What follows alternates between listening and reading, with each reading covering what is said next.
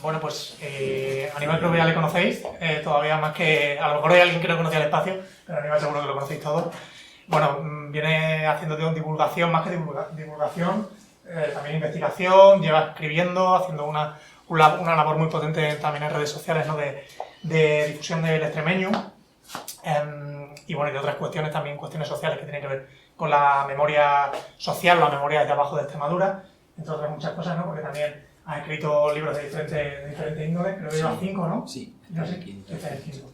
Vale, y bueno, estuvo también presentando el anterior, ¿no? Que quizás es el que más se ha metido en... Bueno, en realidad todos tienen algo de esa parte, ¿no? De hecho, este está escrito en parte, pero el anterior es verdad que, bueno, recogía más las cuestiones específicamente de la lengua. Y esta es una cosa, no sé si más personal, porque todos tienen una parte también de ti, ¿no? Sí, más ficción. Y de relatos y de situaciones y demás.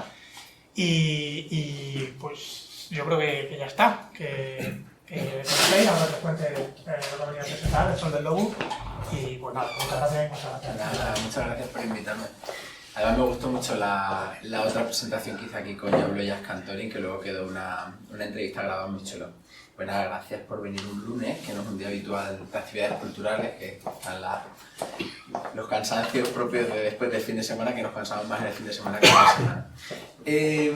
Efectivamente, como decía, este libro, El Sol del Lobo, no tiene nada que ver con los libros anteriores y especialmente es una especie de libro que precedería, si tuviéramos normalizado el uso de nuestras modalidades lingüísticas en Extremadura, pues probablemente el libro anterior no lo habría escrito, no habría tenido necesidad de escribirlo, que era un libro de dialectología, un ensayo, fundamentalmente un ensayo novelado y autoficcional, pero un ensayo. Y no habría tenido necesidad de escribirlo y habría ido directamente a lo que siempre me ha gustado, que es la ficción, la poesía o la narrativa, pero en general la ficción, contar historias, inventarme historias o coger historias que conozco y convertirlas en algo literario. Pero bueno, tuve que escribir el otro libro primero porque nos encontramos en una comunidad autónoma en la que no está normalizada en el sentido más amplio de la palabra, porque no está normalizada en el día a día el uso de las modalidades lingüísticas propias que han ido desapareciendo con el tiempo, la mayoría de ellas, y que nos resistimos algunos a que desaparezcan del todo porque las hemos tenido en nuestra casa hasta que se han ido muriendo nuestros abuelos. Y luego las que sí, digamos, que tienen mayor vitalidad, vamos a pensar por ejemplo en Nafala, que es quizás de las que tiene un traspaso generacional más amplio en los 3 pueblos de Xalima, pues tampoco las escuchamos mucho fuera de su entorno, ¿no? No las escuchamos prácticamente en los medios de comunicación, no se editan libros prácticamente, no estamos acostumbrados a leer en las lenguas del lugar del que somos, ¿no? Esto es una rareza en otros lugares, porque si te vas, por ejemplo, en Cataluña, aunque el aranés solamente se habla en un valle, pero es oficial en todo el territorio, y en todo el territorio puedes pedir un formulario en aranés en lugares tan lejanos como Tarragona y comprar un libro en Barcelona en aranés si te interesa y puedes conocerlo. Yo me compro un libro de poemas un día en cualquier librería. Y bueno, pues por todas estas rarezas que tenemos relacionadas con la relación que tenemos con nuestro patrimonio, este libro ha venido después. Pero este libro es un libro que me apetecía escribir hacía mucho tiempo, más incluso que el ensayo, porque quería contar las urdes desde el punto de vista de los urdanos, ¿no? Quienes más han escrito de las urdes son las personas del fuego, desde el siglo XVI y antes, pero bueno, desde el siglo XVI que empieza a considerarse uno de estos lugares a los que se recurre cuando quiere fabular, pues como Babia o como algunas zonas del Bierzo, etc. Pues desde ese momento empiezan a escribir los demás sobre ellas y son muy pocos los de ellas que escriben. Y además, normalmente cuando se le daba voz a personas de las urdes para que hablaran de las urdes, la voz se les daba a personas muy concretas, que eran las que reforzaban el discurso de los que ya habían contado desde fuera que eran las urdes. Con lo cual al final era raro que un jordano, cuando veía cómo hablaban de su tierra, una jordana, se viera identificado de alguna manera, ¿no? Eso era algo que me preocupaba, y luego me preocupaba desde luego la parte lingüística, de reflejar, o sea, porque yo no puedo poner a hablar a personas que me imagino de un pueblo como el mío, de la edad de mis abuelos, no los puedo poner a hablar como yo estoy hablando ahora mismo. se me hace inconcebible, ¿no? O sea, podría traducir como hablaban, pero no hablaban como yo. Entonces, el habla para mí era algo importante, el uso de la lengua. Y había una tercera, digamos, un tercer motivo por el que me apetecía escribir este libro. Un tercero, y quizás hay un cuarto también. Pero bueno, el tercero era quitar, borrar esa imagen, no ya de las Urdes en general, de Extremadura, de un pueblo resignado a su destino, esta imagen que hace muy, bueno, de los años de la democracia fundamentalmente, ¿no? Que contrariamente a lo que se podría pensar, pues se ha reforzado en estos últimos años, en estas últimas décadas, la idea, esa desactivación de la reivindicación popular, la idea de que siempre hemos sido personas muy resignadas a que vinieran a tutelarnos desde fuera, y especialmente con las Urdes, pues una especie de pedigüeños que estaban esperando la tutela del Estado sin hacer nada y esperando a que le dieran dinero, que le resolvieran la vida. Frente a eso, la realidad de un pueblo combatiente que ha luchado como cualquier otro pueblo de los que componen España por sus intereses, y que lo único que no ha tenido eso en democracia no se ha consolidado en nuestra memoria colectiva, y por eso es tan importante reivindicar los esfuerzos del pueblo extremeño, de los pueblos que constituyen Extremadura, por unas mejores condiciones de vida y por el progreso de su tierra. Y eso también se refleja aquí. Dos de los primeros, en general es prácticamente todo ficción el libro, algunas cosas tienen un punto de autoficción, nunca sabes en qué porcentaje un escritor cuando estás escribiendo pones de tu parte, pero una gran parte son historias de otras personas, además, muy alejadas de mi experiencia personal, pero que yo sí he visto o he oído, o con una anécdota que me han contado, he construido una historia. Pero hay dos elementos que son reales en este libro, son dos capítulos. Uno de ellos es de dos manifiestos que firmaron los alcaldes de las Urdes en los años 30, en el 34 y en el 36. Luego leeré algunos fragmentos, y son dos manifiestos además muy contundentes, exigiendo para las Urdes, pues bueno, mejores comunicaciones, mejores medios de transporte, sanidad, educación, además unos manifiestos que están muy bien escritos, que están muy bien redactados y que expresan con contundencia la voluntad de todos los alcaldes, porque lo firmaron todos los alcaldes sin excepción, de los pueblos de los concejos que configuraban las Urdes, los que tenían ayuntamiento, ¿no?, en representación de las alquerías. Incluso en el segundo, que es de abril del 36, exigen y dicen además que no volverán a dar el apoyo si no les construyen un colegio. O sea, las reivindicaciones eran siempre las mismas: tener una botica, tener asistencia sanitaria, tener buenos medios de comunicación y tener escuelas, ¿no? Porque era muy complicado. El médico, uno de los maestros de la escuela de mi pueblo, en los años 20, murió por problemas alimenticios. O sea, imaginaos cómo eran. Además, en aquel momento los maestros eran dueños de las escuelas de este tipo, porque eran unas escuelas locales que el dueño era el maestro. Son unas condiciones terribles, pero no se resignaban, luchaban contra ellos. Y antes de eso, las Urdes el concejo de Locoyes Camino Morisco y las Urdes Altas, de lo que era en origen la dehesa Urdes, estuvieron subyugados a la Alberca, que al principio lo tuvo como una dehesa de su concejo y después lo entregó en enfiteusis, es decir, se lo dio a los burdanos pero con unas condiciones muy abusivas, y les iba a cobrar cada año la visita de la alberca. Pues bueno, en esas visitas que les hacían cada año los albercanos desde 1500 hasta 1834, muchas veces se negaron a pagar lo que les exigían pagar por cualquier cosa, por cortar un olivo, por pescar allí, en fin, por todo. Se negaron más de una vez, otra vez intentaron expulsar al visitador que venía de la alberca, otra vez hicieron resistencia pasiva, se negaron los alcaldes a acompañar al visitador, otra vez dijeron que iban a matar y tuvo que huir, es decir, un pueblo claramente combativo, no un pueblo resignado. Y esta imagen, que además a principios del siglo XX, con la visita de Alfonso XIII, se estableció ya en la opinión colectiva, y las demás visitas de políticos y de reyes no han hecho más que reforzarla, pues había que acabar con ella. Y el otro capítulo, que tiene un contenido real, que no es un contenido ficticio, es un capítulo dedicado a la ocupación de fincas en mi zona. Además, mañana, pues 25 de marzo, habla de este capítulo. En ahí en las Urdes, el proceso de ocupación de fincas, que en el resto de Extremadura tuvo lugar tal como mañana, tal como hoy es 24, ¿sí? Un 25 de marzo, tuvo lugar un poquito después, sobre todo porque allí estaban más en consonancia con los sindicatos de la parte de los pueblos del sur de Salamanca. Y bueno, el proceso fue en torno a abril más o menos, una semana y pico después. El primer impulso de ocupación que hubo allí eran las tierras que trabajaban en la parte de Salamanca. Mis dos abuelos, por parte de padre, el padre de mi abuela y el padre de mi abuelo, estuvieron en esa ocupación inicial. Los expulsaron en ese primer momento, pero los dueños de la finca, los hijos de la dueña de la finca, que era una marquesa de Ciudad Rodrigo, eran unas tierras que la verdad es que ya no las querían, le estaban generando mucho conflicto social y decidieron venderlas por un precio bajísimo a los urbanos. Lo que hicieron los 4 cabecillas de la ocupación, hablando con el sindicato, fue decidir repartirla toda la finca en centésimas y milésimas, es decir, partes muy, muy, muy pequeñas, pero que todo el mundo pudiera comprar un poquito.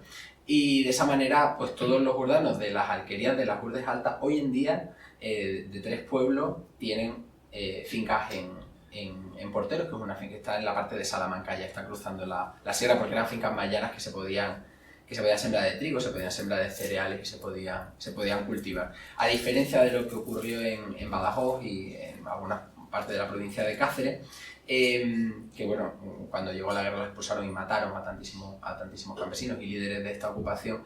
Lo que pasó allí fue diferente, porque habían conseguido comprarla de una manera legal un poco antes. Además murió la marquesa dueña de la finca por esa época justo, y estas fincas se quedaron en manos de los urdanos. Mi abuelo, de hecho, fue presidente de la finca durante 40 años, prácticamente toda su vida laboral, y la acompañó a mi bisabuelo de pequeño en esa ocupación inicial. Y la gente de las alquerías respetó un poco que quienes habían participado en esa ocupación inicial de la finca fueran quienes tuvieran algunas de la huertita que tenía un poco más de agua y tal, que comparativamente no era gran cosa, pero bueno, para el estado en el que se encontraba en aquel momento las Urdes sí lo era.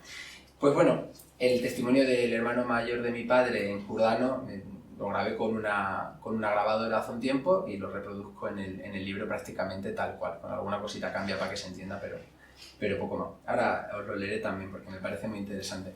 Y estos son los 2 elementos de ficción que hay, pero el resto no está ambientado en un pueblo concreto de las Urdes, ni siquiera podía ser un pueblo extremeño de otros lugares que no fueran las Urdes, porque al final los problemas que atravesaban un sitio y otro eran parecidos. Las historias abarcan un siglo y pico, abarcan desde 1900 hasta la actualidad, hasta el año pasado cuando terminé de escribir el libro. Y quería huir, hay una diferencia entre la nostalgia y la desmemoria, ¿no? Por decirlo de alguna manera, la memoria. Yo soy muy partidario de que no haya desmemoria, pero soy muy poco partidario de la nostalgia, son cosas diferentes. Yo creo que hay que coger no olvidar el pasado, traer todo lo que nos interesa del pasado y desde luego no dejar de traerlo por complejos, como ha pasado aquí en el caso de la lengua y en el caso de otras manifestaciones culturales, pero sin romantizar todos los elementos de ese pasado que a veces era muy duro.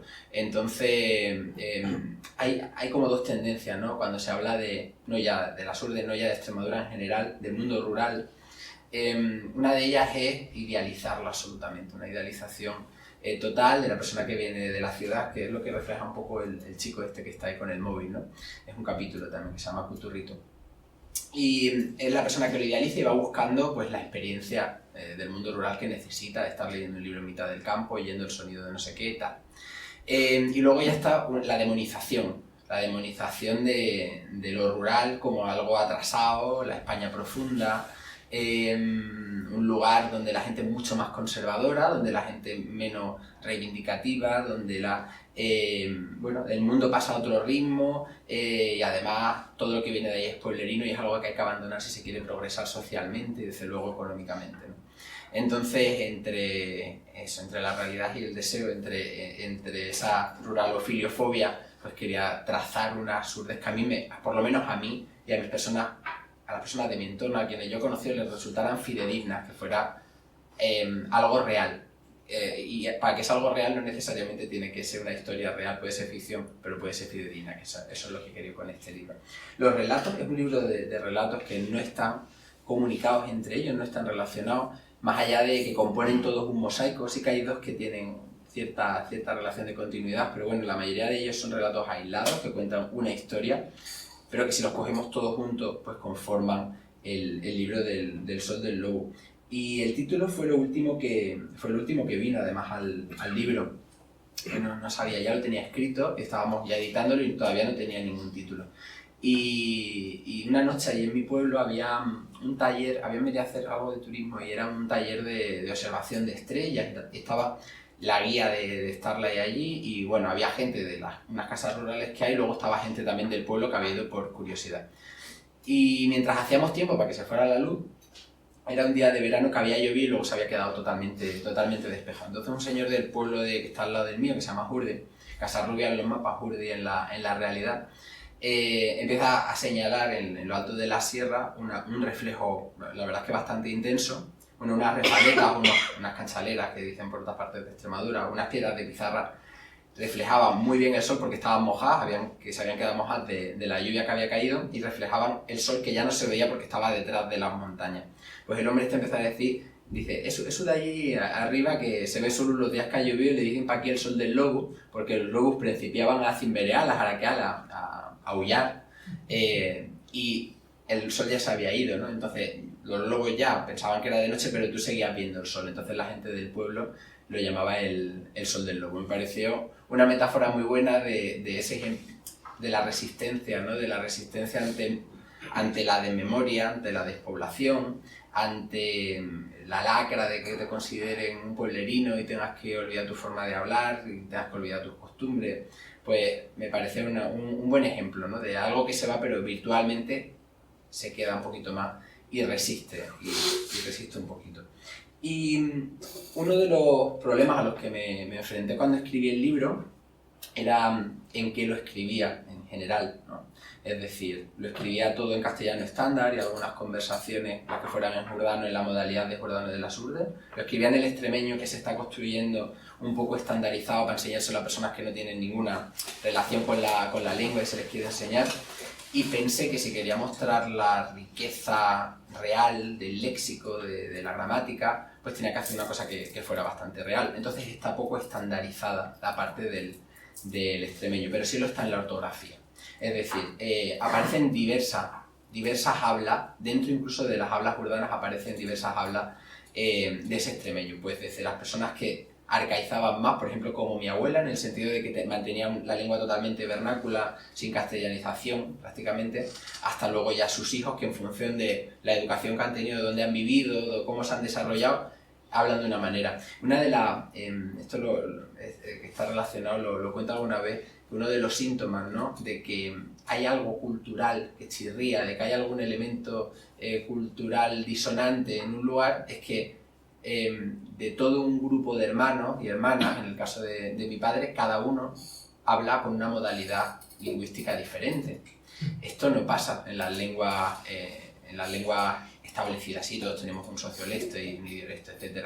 Todos nos acabamos expresando de una manera distinta, pero no hay, digamos, esas diferencias tan abruptas entre hermanos que se crían juntos.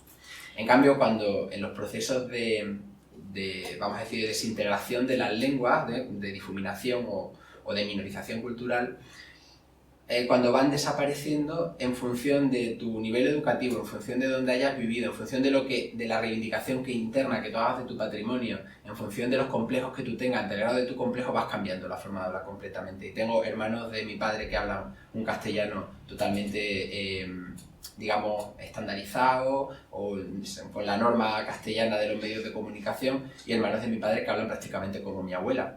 Tengo los dos extremos, además los dos extremos todavía vivos. Y es un buen síntoma de lo que significa la minorización cultural, ¿no? Cuando pasan nuevas generaciones y introducen en su vocabulario términos nuevos, anglicismos, etc. Ahora son los anglicismos, hubo una época que eran los arabismos en el pasado, que es un tema que me gusta a mí también mucho. Pero cuando una generación entera cambia radicalmente su forma de hablar, y ya no digo dos generaciones, pues ahí se aprecia muy bien la minorización cultural. Y en el libro está ese proceso de cambio. Está una conversación entre dos chicos de mi edad en el pueblo, que yo tampoco en el pueblo hablo como estoy hablando ahora. Esta al final es la manera que desarrollaba en los espacios de este tipo de hablar, o cuando estaba en la educación en Cáceres, pero yo me pongo a hablar con alguien de mi pueblo y también cambio, sin hablar totalmente extremeño de las Urdes, hablo una cosa híbrida. Pues eso está reflejado en el libro, pero cuando imitan a su madre hablando, ya la imitan como habla, y luego la abuela habla y habla también diferente. En fin, quería mostrar esa riqueza y quería mostrar que además con la lengua estaba obsesionado con que no fuera una lengua temática, ¿no? Que ninguna lengua es temática. Las lenguas no existen para hablar solamente de un tema. Y hasta ahora en las modalidades lingüísticas de Extremadura, en cualquiera de las hablas que componen el extremeño, las que componen el castellano de Extremadura, lo que se hablaba normalmente era de la tierra, además con siempre unos poemas muy repetitivos, sobre todo los de las últimas décadas. Y me parece una labor fundamental quien lo ha hecho porque ha mantenido la lengua viva. O sea, esto no hay crítica ninguna.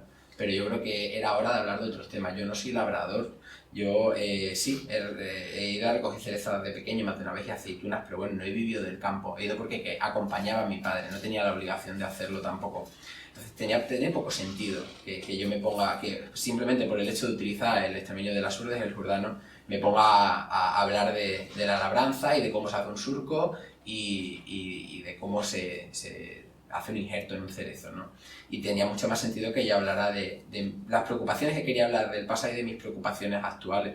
Y, por ejemplo, hay uno de los capítulos, que esto está en un hecho real, además he hablado con otros chicos gays o bisexuales de la comarca, que la primera aproximación, ¿no?, que tenían a una aplicación de citas pues era bastante frustrante, porque hay muy poca gente en los pueblos, pero además las distancias son largas entre unos valles y otros, y encendían esas aplicaciones de citas que van por distancia, por ejemplo Grindr, que es la que aparece aquí, y le apareció la primera persona pues a lo mejor a una hora de camino, ¿no? Entonces era ese aislamiento de cómo se vive ese LGTB en lugares tan pequeños. Y fíjate que el problema no fue tanto, en ninguno de los casos de los que he hablado, el problema vino de la parte de los vecinos del pueblo que no lo aceptaran, ni fue mi caso, contra todo pronóstico que uno puede pensar de un pueblo tan pequeñito, ni el caso de los amigos que tengo ahí en la sur. Éramos un problema de aislamiento, de vaciado, porque no había gente joven en la zona, ¿no? Y eso agobia mucho hasta que tienes carne de conducir, que además es otro de los síntomas de los lugares abandonados por el Estado, que lo primero que tienes que sacar cuando tienes 18 años es un carne de conducir, porque es la única manera de desplazarte y estás deseándolo porque no hay ni un tren ni prácticamente un autobús que te lleve a ningún sitio, ¿no? Pues esto también está en este libro. También está en este libro una realidad trans, no explicada de esta manera, sino con los términos en lo que lo explicaban en mi pueblo, que era manflorito, era la palabra, que no era una palabra despectiva, era una palabra que se utilizaba normalmente para los chicos que salían intersexuales, que los genitales los veían los pastores, ¿qué tal?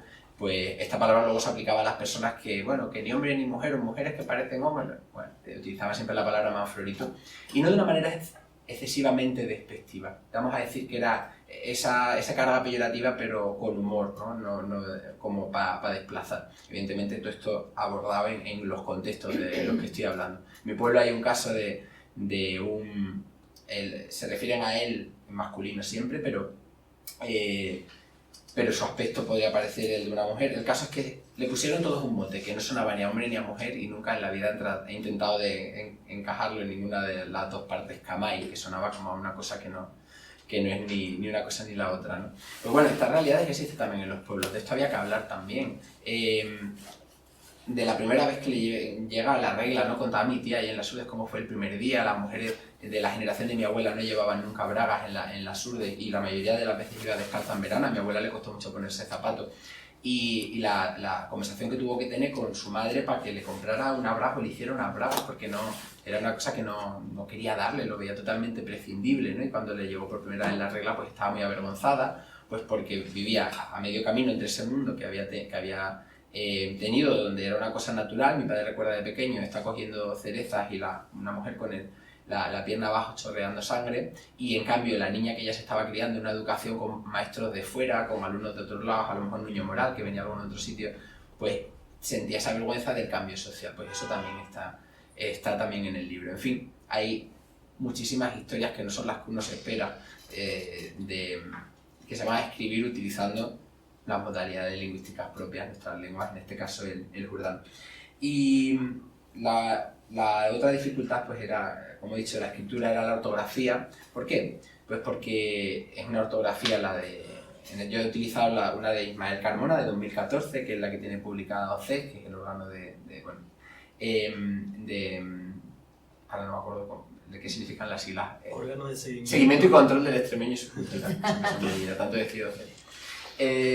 Y bueno, el caso es que me parece una ortografía muy racional y tiene mucho sentido histórico y filológico, y me parece bien para trasladar las hablas extremeñas, sobre todo aquellos sonidos que no tenemos en el castellano. He utilizado esa, pero hay un problema con esa ortografía, que no estamos acostumbrados a leerla, entonces cuesta mucho, cuando las personas que nunca se han enfrentado a la ortografía, leer e imaginarse esos sonidos en su cabeza. Incluso una persona que es de la propia comarca. Si yo se lo leo, es como, ay, hablas como tu abuela, pero si lo leen dicen, qué cosa tan rara, no entiendo lo que pone.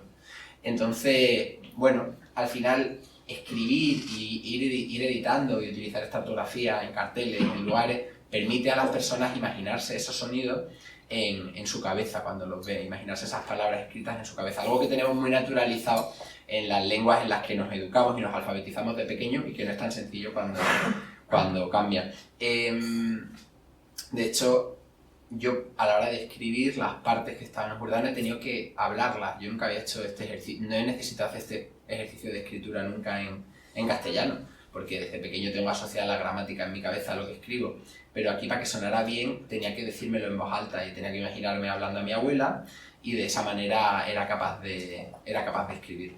Entonces, eso también, otro síntoma de una falta de naturalización, ¿no?, de una habla vernácula, porque hasta ahora todas las personas que habían escrito lo hacían con ortografías ad hoc, ortografías que creaban a tal efecto, con el criterio que mejor entendían, y la mayoría, bueno, basándose en la ortografía de la lengua que tiene de prestigio más cercana, en este caso el castellano. Pues entonces, todo lo que sonara G, J, Hambri, pues con J, ¿no?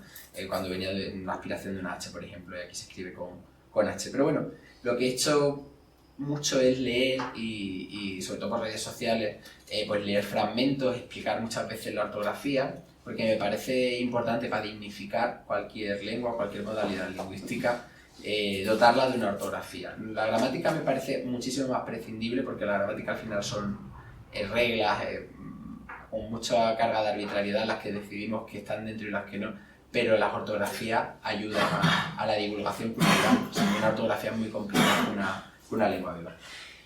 Y os voy a leer algún fragmento que yo creo que puede ser interesante. Entonces, el primero de ellos que os quería leer se llama Holgacián, un holgazán. Y bueno, es la narración del hermano de mi padre, de mi tío Alfredo, el hermano mayor de mi padre, de la ocupación de fincas, y lo comienzo con un poemita de 1904 de Gumersindo Santo Dios, que publicaba mucho en la revista de allí de Las Urbes, hace más de un siglo. El poema dice que semos holgaciani, idin en tierra llana, cuando vamos pidiendo en el invierno y nos dan la limosna chica y mala, que vengan aquí ellos a ver qué es lo que sacan. En estos anderrelis escarnados, ni froncia de hierba les sacaban. Que semos holgaciani, si yo tuviera nada más que una miaja de huerto para sembrarlo, ya verían si yo le trabajaba. Y dice así la narración: pues no que si fueren los civiles a caballo y los arrodearon en un ruito como a las cabras, dis que les dijo que si no se iban de momento los echaban ellos, que por las buenas mejor. Pero vamos, que todo principio por la madrugada, bien temprano, cogió en Berea y tiró para Robrigorda en la parte de Salamanca. La gente de esta alquería y de la contorna tenían arriendados cachujos de esa finca para las cabras, porque cuando pa' aquí se quedaban sin ruijos, pa' allí todavía encontraban algo. Bueno, la cuestión es que querían trabajar, sembrar almillo, trigo y todo eso. Pero la marquesa, la ama de la finca, les decía que no, les pedía unas perras que no tenían. Entonces los del sindicato les dijo: mirad, dejemos de boca, esto solo tiene un camino, y es el de irse para allí, deslindarla y es comenzar a trabajar, y a luego que el gobierno diga que se hace. Si quieren tener las tierras de la marquesa para que a los urbanos pasando las de Caín, o prefieren que las trabajen y no anden para ir de pidioris por los pueblos. Y el más arrochado, tío Sebastián, el mi padre, dijo: yo mismo paro el nombre de todo si lo ves bien, y toditos lo que son así. ¿Que por qué esa finca? Pues, solo hay que verla. Aquí ya sabéis lo que hay: mala tierra, con pareonis, pocerinas que se iban echando tierra del río. Aquí no crece trigo ni crece nada. Y en arroz y gorda ya ves, llano y algunos lombitos, algo en costana, pero no mucho. Buena agua, buena tierra, pues ¿qué más quiere? Tú te dobrabas a trebajarlos, te derretían los entretiños y sacabas nada. Y aquellos bien trebajados da mucho. Bueno, al cuezo, que cogió en verea con un banderón del sindicato. Lo plantorin en mitad a la lombra y principiorin a partir la finca. Y en eso andaban cuando llegaron los civiles muy bravos, con los caballos y puestos como un basilisco. Pero apetiscos no me ganan, ya sabes cómo somos. Que si cojo la pitaya y tapetano, que me agucho cojo un larpio y te meto en el arpiazo que te hago un buraco en mitad de los sesos. Que cojo 2 gorrones y te cacho las muelas. Más bravo, nosotros. Pero claro, unos tenían fusiles y los otros teníamos bocinos. Vamos, que los echaron de allí. La cuestión es que a la marquesa les metió bien en el cuerpo y les dijo a los sus hijos que esa finca no la quería. Que la quitaran como fuera, que no le cumplía el tretar con los urdanos. Entonces dice que los hijos la partieron en suerte y las suertes en centésimas y milésimas para que los urdanos, en cuentas de las perras que juntaran, pudieran mercar una parte. Y así, en que luego vino la guerra, a los urdanos no los quitaron las sus tierras porque tenían arreglados los papeles y todo con la marquesa, vamos, con sus hijos. Así nito, a un primo de Pairi la bajó en país para hacer cacoria en un camión y se lo cargó. Y a Pairi le dijo que se azonchara para ir unas semanas y no asomara la gaita hasta que pasara un poquito minuto. Lo que hizo fue irse con las cabras y dormir siempre en las majas, no en bajar para el pueblo. Y poco a poco, cuando Paji que ya andaban las cosas más calmadas, bajó como si tal cosa y continuó trabajando 50 años más. Las cegas, los cerezos, los olivos, las nogalas, las colmenas, las cabras, unas ovejitas que tuvo también en el bar, para que luego vayan diciendo que somos los gordanos unos holgacianos. El tu abuelo, todita la vida trabajando, desde que se veía por detrás del espigón del lucero los pastores, hasta bien de madrugada que iba a regal. Toda la vida, sin parar. Y ya sabéis cómo es el cuenco. Diendo a dar y de comer al burro. Holgacianos, dicen. Pues eso. Qué bueno.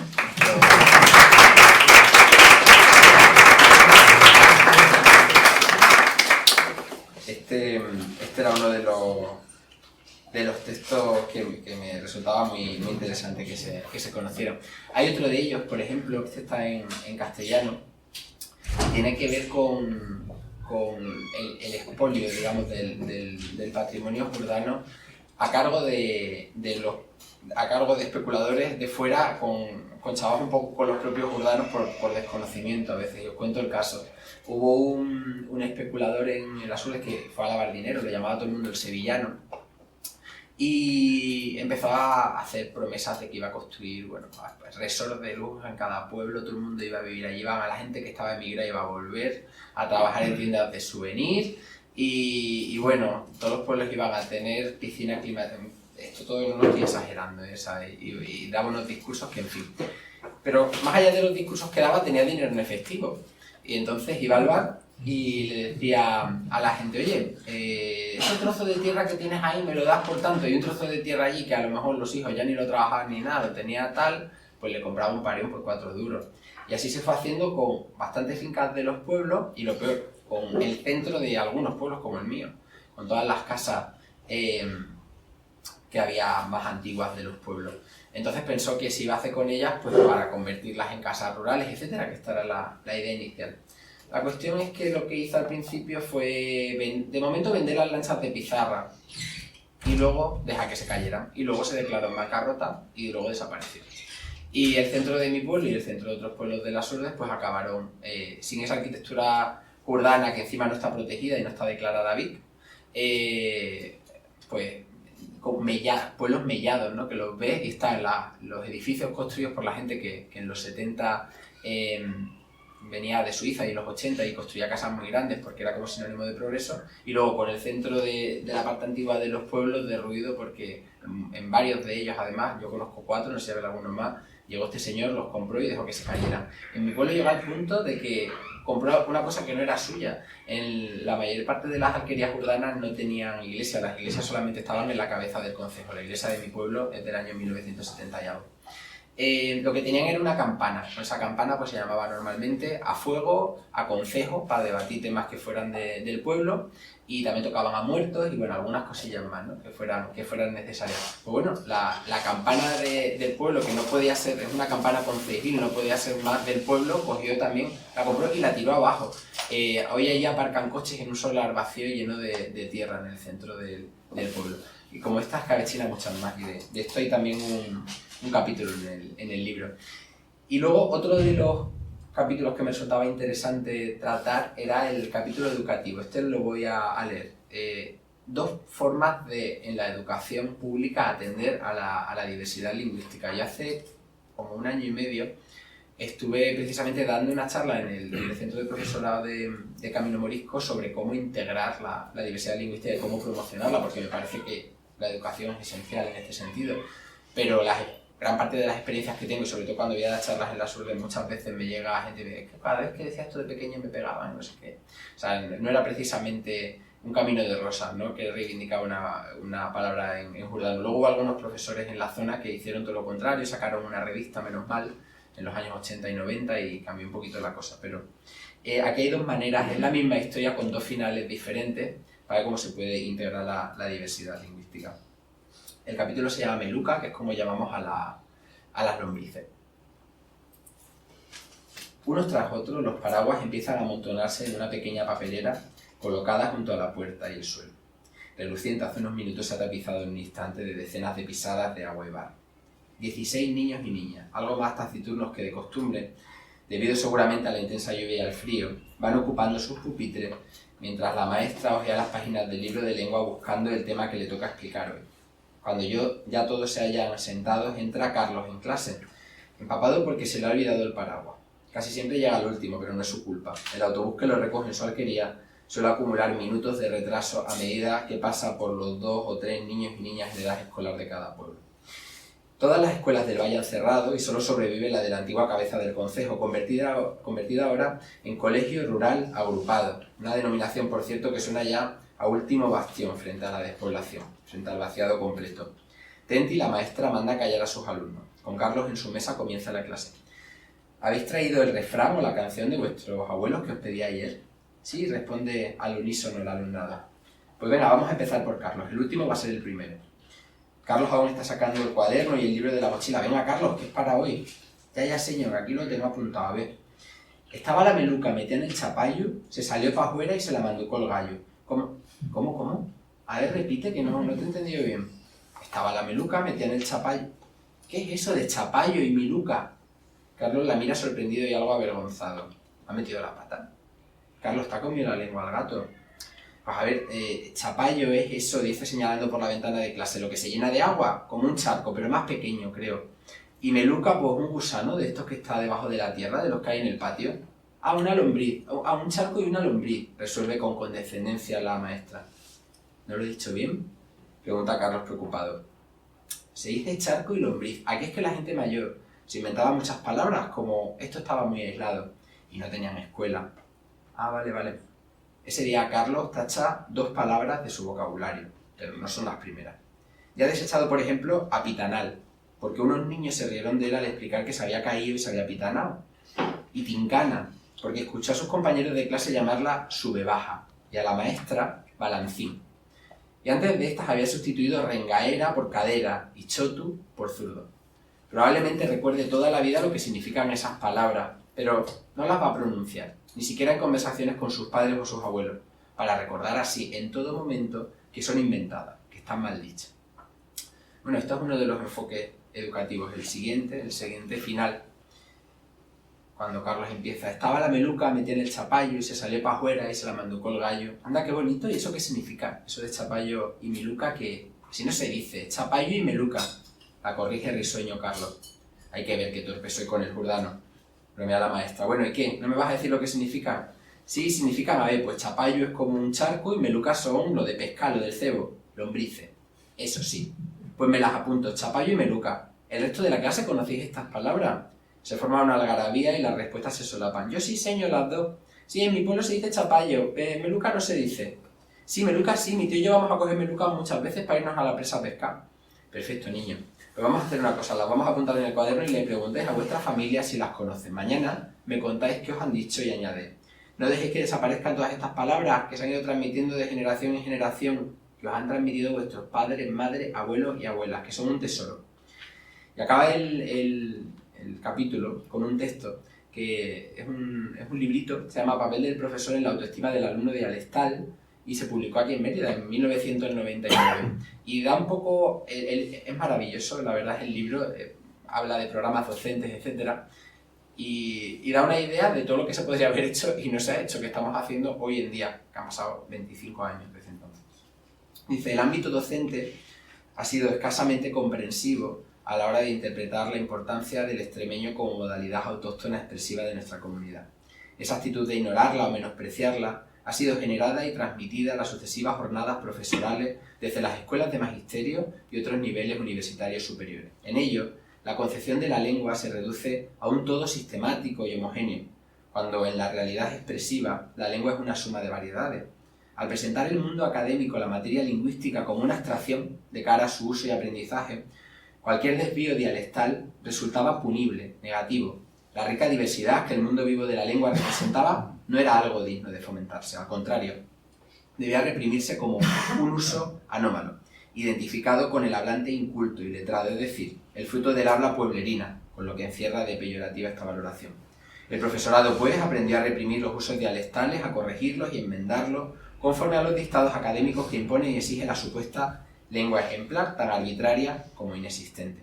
Tales prejuicios, en la fase formativa del profesorado, trasladados a la práctica escolar, han dañado severamente el desarrollo de las formas dialectales, han provocado también agudos conflictos y disfunciones internas en escolares acomplejados que crecían y vivían en un contexto comunicativo fuertemente dialectalizado. Pues todo el libro es igual de preciso. Todo este no es un libro, en realidad está publicado en forma de libro, pero bueno, era una especie de informe.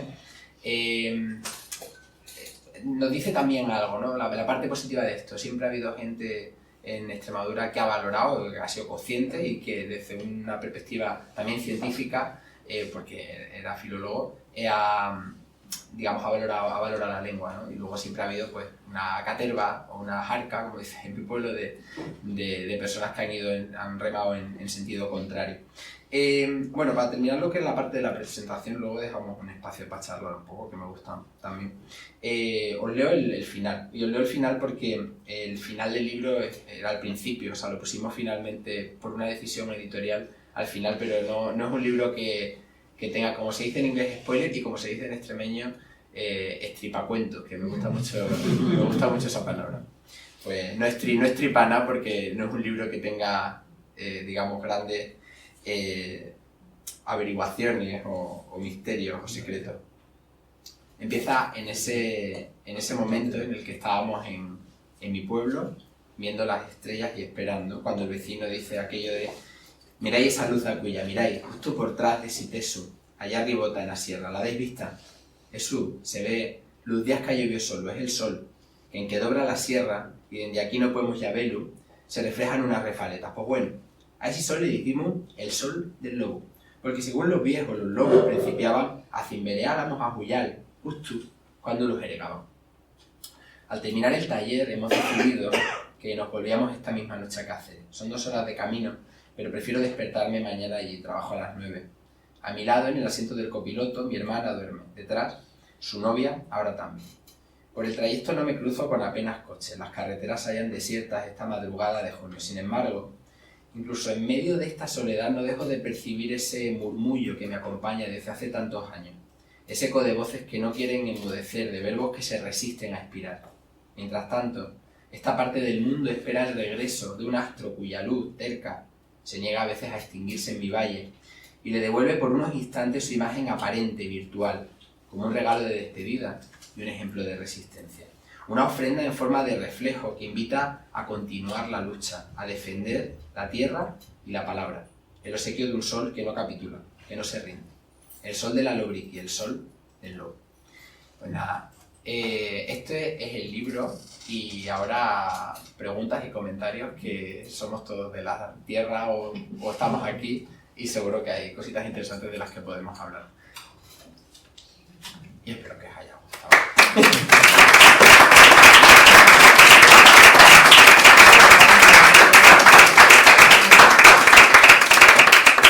Hay una pregunta, a nivel de comprensión oral, ¿qué tal? ¿Hay alguien que le haya resultado muy complejo la parte de cuando estaba hablando? Una curiosidad, yo soy asturiano y se parecen, ya lo sabíamos, ¿no? Sí, sí, sí. Son raíces parecidas, aunque hay la terminación en i allí no se lleva, pero lobu es yobu, O sea, todo muy parecido. Sí. Allí no se aspira la H, salvo en la parte... Salvo en la zona de Llanes, arriba de la sierra. Ahí, bueno, Pero si la Meruca es igual. Sí, el Meruco, bueno, aquí es Meluco, ¿era? ¿No? Aquí es Meluca y allí es más Meruco o Meruco, Meluca. sí. Con R. Como el león, Sí, sí. sí. Bueno, la raíz de lo... Perdón, sí. No, sí, que No, que que la comprensión se puede hacer, quitando alguna palabra muy específica, es un ritmo parecido. Sí, yo cuando he escuchado de todas las modalidades del asturiano, la que más se me parecía como hablaban en las urdes, si quitamos la parte de las S implosivas aspiradas, ¿no? Que es lo que más lo diferencia así cuando lo escuchamos, es la zona de Llanes y en la parte de Cantabria donde se habla lo que hoy en día llaman cántabro, ¿no? El asturleonés de esa zona oriental de Asturias. Se parece muchísimo los textos que hay, por ejemplo, de Liébana, toda esta zona, cuando los he leído de algunos pueblos cerca de Llanes, también eran muy parecidos. Además, ahí también aspiraban la H y decían huisti, huenti, Sí. e incluso acababan en la I también. Porque una vez he hecho la prueba en un sitio y en otro de leerle un texto en las urdes, un texto en cántabro de hace 100 años, pues se lo leí, pero bueno, aspirando las S finales, ¿no? Y luego le pregunté que de dónde era el texto a la gente de un pueblo cerca del mío. Porque además decía el pico del teso, el cuyado de no sé qué.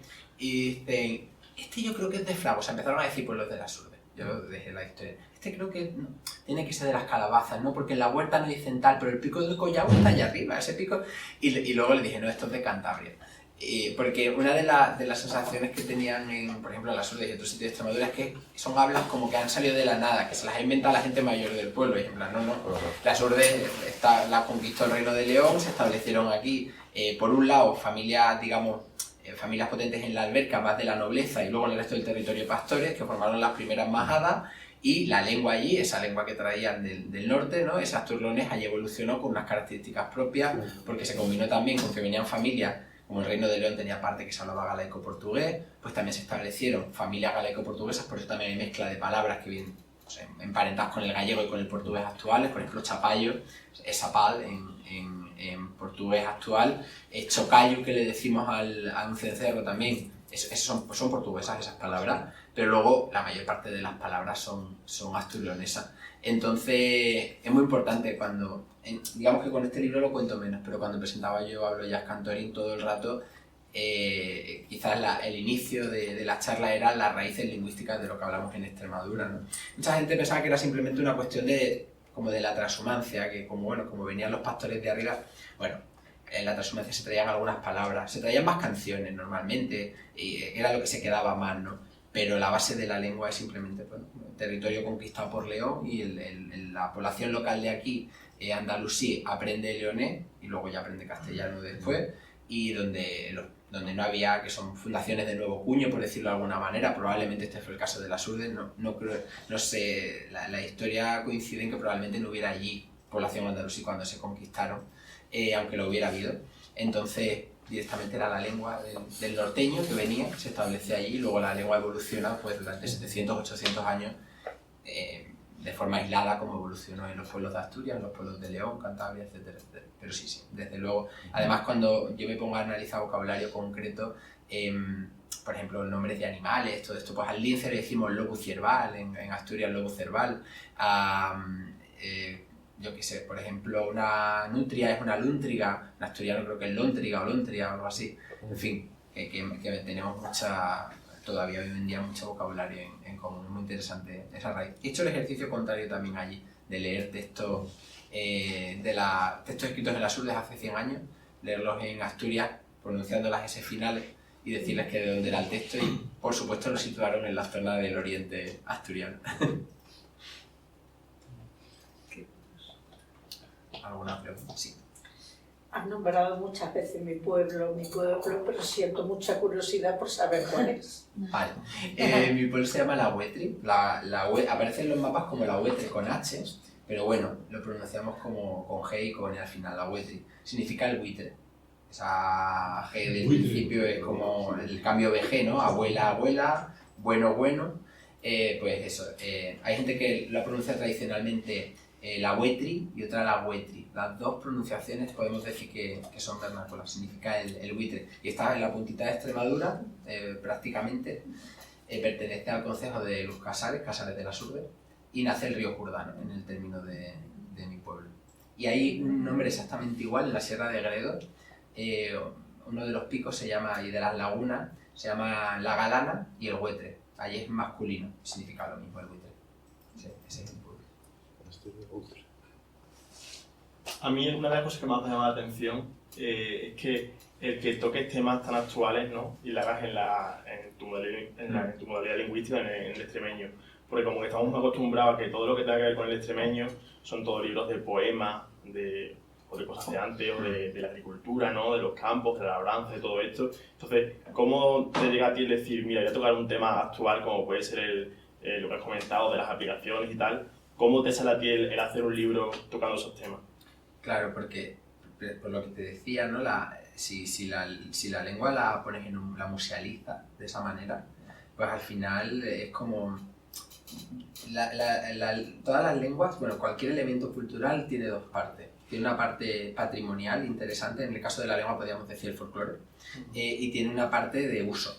En el caso de las modalidades lingüísticas minorizadas, en este caso el extremeño, la parte de folclore está mantenida, se ha mantenido siempre, todos los años. Ha habido autores que han escrito siempre, pero que, como tú dices, son poemas nostálgicos, no escribían un artículo de opinión, por decirlo así, en el periódico utilizando la lengua, sino que escribían un poema hablando de la moza del pueblo de la que estaban engamonitados, ¿no? O que festeaban, pero no hablaban de otros temas.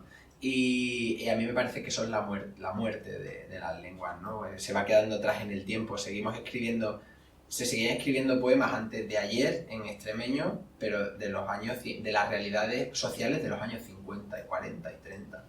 Pues cuando va quedando ese margen tan grande, esa diferencia, ese espacio tan grande entre una lengua viva y los temas que cuenta, quiere decir que la lengua está muriendo realmente. Si queremos una revitalización de cualquier lengua, cualquier modalidad lingüística, hay que llevarla al presente. Y además porque es un ejercicio que últimamente yo he hecho mucho de forma activa en mi grupo de amigos, y porque es una cosa que se hace con 5 cervezas de forma natural entre mis primos en las urdes, ¿no? Entonces es como... hablamos medio jurado, medio que no, pero cuando estábamos por ahí de fiesta, íbamos a otro pueblo, no sé qué, rápidamente ya empezábamos a hablar jordano y ya empiezas a mitad no sé qué, a mitad no sé cuánto, y estás hablando todo el rato. Pero claro, yo pensaba, ¿pero por qué hace falta alcohol? ¿Por qué hace falta este entorno de fiesta, de desinhibirse? O sea, para hablar una lengua hay que desinhibirse, ¿sabes? O sea, es como tan vergonzoso, que hay que tomar unas copas antes. Y luego he hecho el ejercicio con amigos míos de Cáceres que me tengo muchas palabras todo el rato. Y uno ahora ya que no veo tanto, pero que muchas noches directamente hablamos, porque él es de las Navas del Madroño, su abuela hablaba también prácticamente así. Y estábamos charlando de cualquier tema y estábamos todo el rato hablando o metiendo palabras, etcétera, etcétera. Pues eso, hablar de la actualidad para mí era necesario, sobre todo porque a mí me han pasado cosas mientras mi abuela hablaba así. Yo besé la primera vez, por ejemplo, a un chico en las fiestas de mi pueblo mientras sonaba el tamboril de fondo y oía de fondo a las mujeres hablar del pueblo como hablaban allí. Entonces, esa ha sido mi realidad lingüística, ¿no? La de quién soy en ese entorno. Pues me parece interesante. Y sobre todo porque me ha obligado a acuñar algunos términos, me ha obligado a preguntar por términos que algunos no conocía de mi propio pueblo porque eran tabúes, y normalmente los tabúes te lo transmites en tu propia generación, no te lo transmiten los abuelos. Entonces los abuelos te transmiten su lengua en los términos más generales, pero algunas palabras relacionadas con el sexo te las suelen transmitir tus amigos. Entonces las que a mí me han transmitido han sido más en castellano. Y hablando un día con mis tíos y haciéndoles preguntas muy concretas, ¿no? En plan, bueno, como un vocabulario del sexo, cómo se decía follar, cómo se decía todo. Y cómo se decía semi y cómo se decía, pero las palabras vulgares. O sea, yo quería saber cómo se referían ellos en su infancia a todo esto, ¿no? Y luego probé a ver si estas palabras funcionaban. Y, por ejemplo, follar era calcar, esa sí que era de las más extendidas. Y una vez estoy hablando con una mujer y digo, bueno, ¿qué? ¿Y vosotras acalcabais? No sé. ¡Ay, no digas eso! No digas. Nosotras solamente acalcábamos el queso, me dijo. Porque también el gesto de hacerla así al queso para sacarle el suelo. Y de ahí viene, de hecho, el otro acalcar. En fin, pues todo este vocabulario me interesaba sacarlo también a la luz, ¿no? En plan, cómo se relacionaban hace 40, 50 años cuando se tenían que contar a dos amigos. Cuando mi abuela de pequeña a sus amigas le contaban cosas de este tipo, ¿qué palabras utilizaba? Esto me resultaba interesante. Pues algunas de las palabras yo no las conocía, pero para mis tíos eran totalmente naturales, en cambio a mí no habían pasado, porque en una conversación, en una comida familiar, Claro. no utilizas la palabra semen, no utilizas la palabra vagina, no utilizas la palabra... en fin, pero ha sido divertido el ejercicio. Habla del presente, sí. ¿Alguna cosita? Por ahí. No sé qué. Pues yo, a referencia a lo que has dicho antes de cómo enfocar la educación, o sea, puedes hacerlo peyorativamente o a mí me pasó una experiencia personal que viví una temporada en Madrid porque trasladaron a mi padre y mi profesora todo su afán era decirme que yo hablaba mal. Yo no escribo, o sea, yo escribo perfectamente el castellano, pero es mi forma de hablar. A mí me importó en aquella época lo mismo que me importa ahora, un cojón y medio, pero a lo mejor si no hubiese tenido el amor propio que tenía, me hubiese sentido mal o incluso me hubiese sentido ridícula delante del resto de mis compañeras. Sin embargo, a mí me da igual, yo le dije claramente, yo no hablo mal, yo hablo extremeño y en Extremadura hablamos así, pero que yo luego hablo, o sea, escribo perfectamente el castellano, no tengo faltas de ortografía, que esta es mi forma de hablar. Pero bueno, ¿qué es eso? Que esa señora aplicó malamente, además eras como la pueblerina que acababa de llegar de un sitio que ni sabían ponerlo en el mapa de España.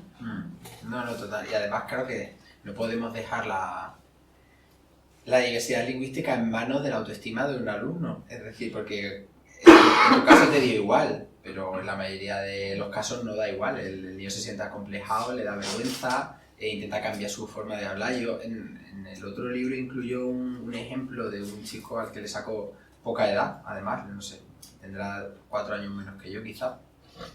Y es de sus padres y él se cría allí de pequeño, de Serrailla, donde también se mantiene muy bien este patrimonio lingüístico, el extremeño. Y se lo llevaron de repente al colegio a Cáceres.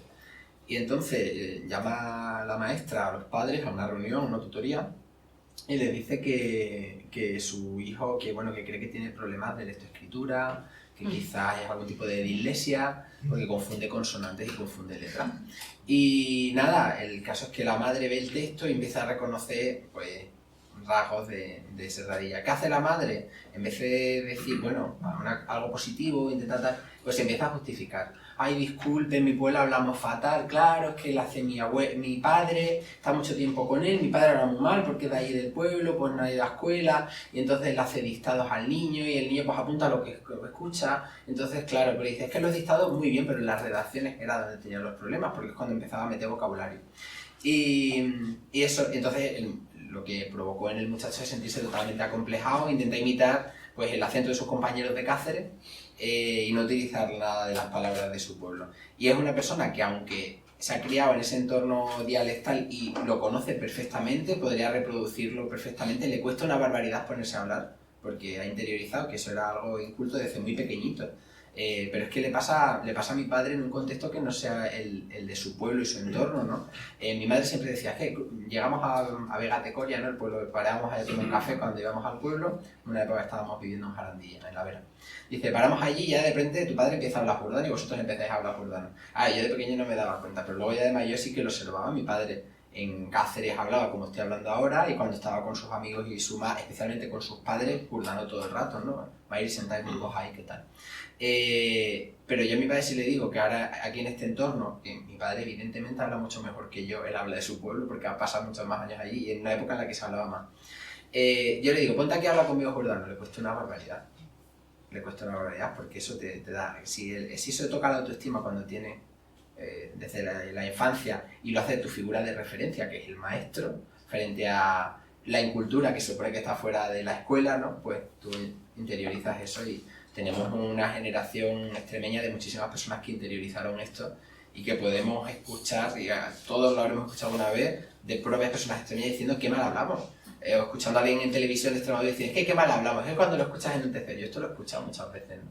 Cuesta mucho darle la vuelta a este proceso, pero no se puede hacer perfectamente. Por allí, al fondo. Sí, era... de alguna forma ya lo ha referido en tu exposición y además con la historia que nos has contado. En tu ensayo anterior, el que presentaste aquí, yo aprendí una palabra, un concepto, una palabra que no conocía, que era diglosia. Y bueno, que de alguna forma me ayuda a entender muchos de los problemas que tenemos, ¿no? Que es la imposición de una lengua sobre otra. Y eso es lo que está pasando continuamente, ¿no? Y que impide que, claro, porque todo el trabajo que estáis haciendo, que además, o sea, mi más sincera enhorabuena, porque además las 2 veces que te he oído para mí ha sido emocionante por lo que has contado y por lo que significa de reivindicación además, ¿no? Pero que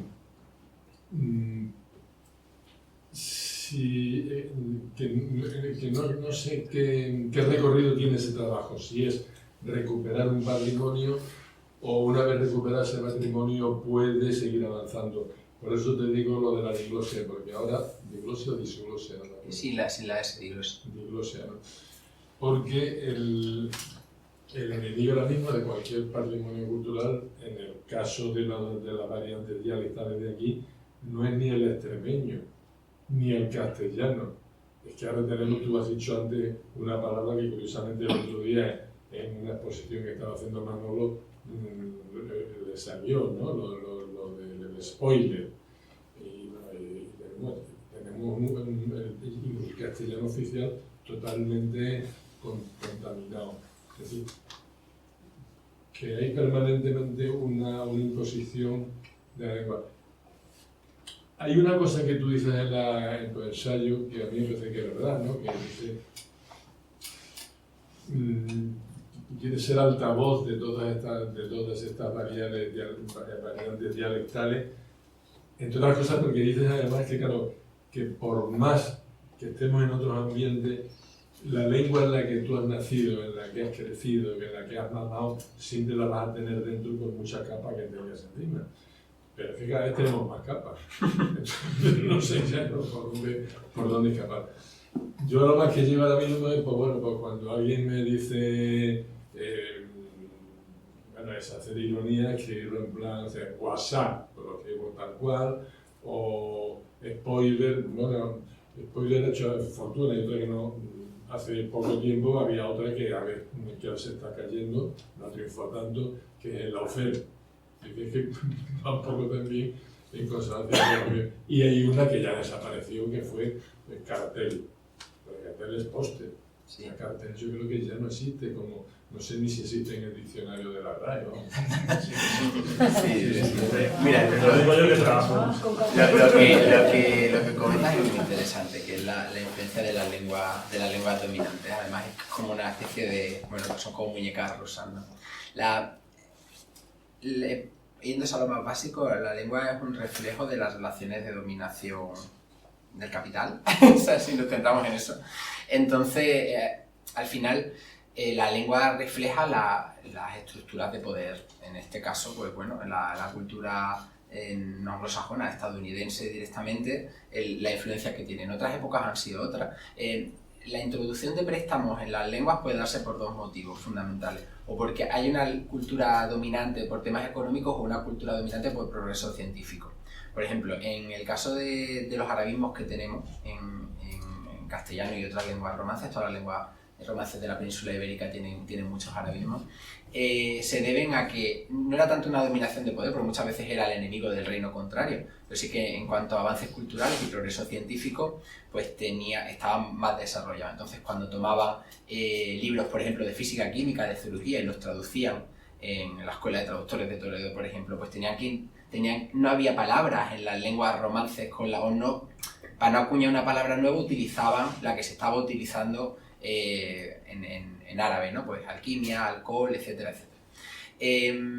Y luego, eso es una de las vías de introducción que es una vía cultural, que digamos que es la vía sana. Pero luego ya está la vía insana, que es la vía de dominación económica, no ya dominación cultural, ¿no? No es porque hayan progresado más como sociedad y tengan una cultura más avanzada, sino que tienen las riendas del dinero. Y eso es lo que está pasando en el caso del inglés. Es lo que pasa a pequeña escala, pues con la variante de castellano que se habla aquí respecto de las otras modalidades, lo que pasa con el español estándar respecto del resto de modalidades dialectales o lenguas de España, pero también es lo que pasa si comparamos el español con el inglés, por ejemplo, ¿no? Que estamos todo el rato introduciendo términos.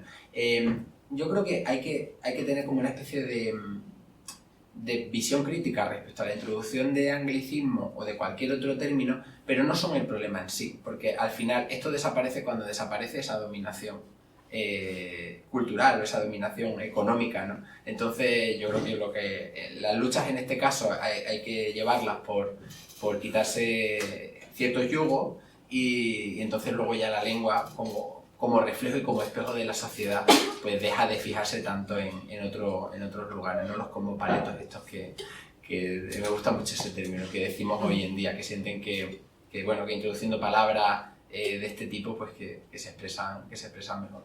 Pero o sea, algunas pues tampoco se puede luchar contra corriente y al igual que pasa en el resto de la lengua, pues si todo el mundo las utiliza, tú tienes que utilizarlas para comunicarte con ellos o por lo menos tienes que saber lo que significan para que sepan lo que te dicen. Pero en cualquier caso son un síntoma, ¿no? Los préstamos en las lenguas son siempre un síntoma de quién está dominando culturalmente y económicamente. Y respecto a una de las cosas que has dicho que me parece interesante, que es qué recorrido tiene, ¿no? Pues estamos todavía aquí en Extremadura en el punto de intentar reducir el efecto de la diglosia, o sea, estamos todavía quitando el complejo, todavía hay personas que tú haces una encuesta hoy en día y te responden que hablan mal o que hablan mezclado, dialecto, chaporreado, español mal. Todavía habría personas que dicen eso, ¿no? Incluso hoy más que en los años 80. Hace poco publicaba una encuesta que se hizo en el año 87 en la SURDE, donde con mucha naturalidad, creo que era de 206 alumnos, 96 decían que hablaban en jordano y otros tantos que hablaban en castellano y jordano, y eran más del 60% los que respondían esto. Hoy en día a lo mejor lo preguntas y la respuesta sería diferente. Y una vez que se le van quitando los complejos a las lenguas, ¿qué se hace con las lenguas? Depende de las y los hablantes. Es decir, a mí eso me preocupa menos. Al final, lo que yo quiero, mi deseo íntimo es que las personas no tengan prejuicios respecto de las lenguas que hablan o han hablado sus abuelos. Luego ya lo que hagan con ellas, pero hasta que desaparezca el complejo sí que hay que luchar. Luego ya las luchas es de cada uno, es propietario de su lengua. Pero sí que hay que hacer el ejercicio de intentar quitar, pues eso, de luchar contra la glotofobia, que es el odio a las modalidades o acentos diferentes. Me pasa mucho con el andaluz, por ejemplo, y con el extremeño. De intentar reducir los efectos de la diglosia, etc. O sea, no vamos a cambiar la situación en la que haya una lengua dominante, pero sí podemos cambiar la percepción que tenemos sobre esta otra lengua, o sobre las otras lenguas. En el caso de una puede ser la mía, pero puede ser afala, ¿no? La sensación que tienen de que hay que utilizarlas solamente en determinados contextos y tal de su pueblo. Pues bueno, lo que hay que luchar es por quitar el estigma. Cuando se quita el estigma, luego ya está la pelota está en el tejado de cada hablante lo que hace con esa lengua. Y la mayoría de las veces, cuando se quita el prejuicio, hay florecimiento cultural. Y lo estamos viendo, por ejemplo, en Galicia, qué cantidad de grupos de música que hacen música en gallego hoy en día. En Asturias también cada vez más, qué cantidad de grupos está saliendo de Asturias que hacen música en asturiano. Pues pasará lo mismo, si es que los caudales culturales son fuente de inspiración. Somos tontos cuando los rechazamos, ¿no? Pero eso, el ejercicio principal es el primero es quitar el estigma, reducir efectos negativos de la diglosia y luego ya lo que cada uno quiere. Solo quería... Yo soy aragonés, que habla aragonés y lo entiende, y cuya segunda lengua es el euskera. Y si me permito dar un consejo a los extremeños y extremeñas es paciencia y persistencia en la dignidad. Porque tela marinera, porque enfrentamos las lenguas minorizadas, enfrentamos una cosa oscura que se llama españolidad, que tiende a reafirmarse en el miedo a lo que no conoce y el desprecio a lo que teme. Entonces es un problemón.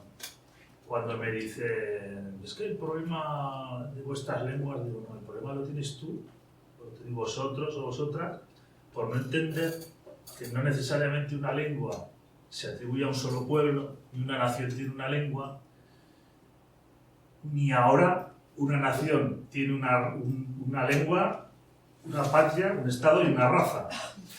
Entonces, que estamos inmersos en un problemón identitario y contra eso solo hay que tener paciencia, y te digo, dignidad y persistencia. El verbo es persistir. Y además, sí, estoy de acuerdo, hay que ser pesado, lo hablo mucho con los asturianos. Y además hay algo ahí en lo que has dicho que a mí me resulta fundamental y es otra de mis obsesiones, ¿no? Que el nacionalismo banal que llamaba el sociólogo, ¿no? El nacionalismo que no se ve porque están todas las cosas, que en los casos de los estados, en cada estado pues es el francés, el español, etc., nos pasa pasa a todo el mundo muy desapercibido y es el más potente, ¿no? Y en cambio, en cuanto hay un ejercicio de florecimiento, de una modalidad lingüística de un pueblo de no sé dónde, de tal sitio del estado, que no entra dentro de ese nacionalismo banal, rápidamente lo tachan de identitario con un matiz peyorativo a la palabra identitario, que es como se suele utilizar últimamente, frente a una especie de lo sano, que sería no enfrentarte a ese nacionalismo banal, y ya está. Y además lo metes en un cajón de la reivindicación regional, política, secesionista, le empiezas a atribuir una cantidad de adjetivos inmensa. Y de verdad, me parece de una simplificación, parece que hablamos todo el rato en términos del siglo XIX. Es decir, estamos todavía en las de que los límites de los estados tienen que coincidir con los límites de las lenguas y los límites de las pasiones humanas y en el arquetipo de ciudadano perfecto de un país determinado. Es horrible eso. Y además que, como insisto muchísimas veces, hay tantos motivos como personas por los que hablas en la lengua que te han criado. O sea, puede ser desde me da la gana a conforme a mi identidad y es que yo me siento de tal sitio y hablo así, o a una convicción racional de que tiene un valor patrimonial, aunque yo en mi identidad no condicione nada al sitio de donde soy. Yo, por ejemplo, que soy una persona donde la identidad territorial me condiciona poquísimo y todas mis decisiones respecto de la cultura y de la política tienen que ver con el raciocinio, ¿no? Con el decir, joder, es que aquí hace falta esto, esto y esto, yo que lo conozco y lo tengo cerca, pues tengo que luchar por estas cosas de mi entorno, ¿no? Pero no es un sentimiento, vamos a decir, pasional por la tierra en la que vivo, sino una convicción racional de las cosas que tengo que defender de ella. O sea, cuando a mí alguien me dice, es que esto es un ejercicio identitario, la izquierda con estos ejercicios que está haciendo identitario, pero vamos a ver, más identitario que una nación, por ejemplo, como la española, como la francesa, como la italiana, no hay nada. Lo que pasa es que no lo percibe porque como de su construcción hace unos cuantos de años y participamos todos de ella, pues se te han pasado por alto todos esos símbolos, todas las imposiciones y todas las formas de ser ciudadano perfecto. Así que eso, el ser pesados con este tema es esencial y sobre todo dar la imagen real de que cada uno defiende el patrimonio por un motivo distinto, pero que lo que tenemos que estar de acuerdo todos es en defenderlo, o sea, y en ser pesados.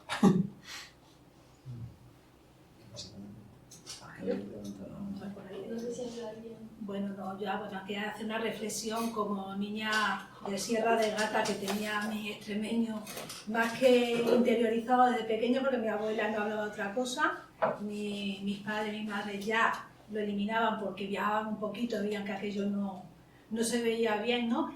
Y que yo no tuve que, nadie me tuvo que corregir como maestra, me autocorregía.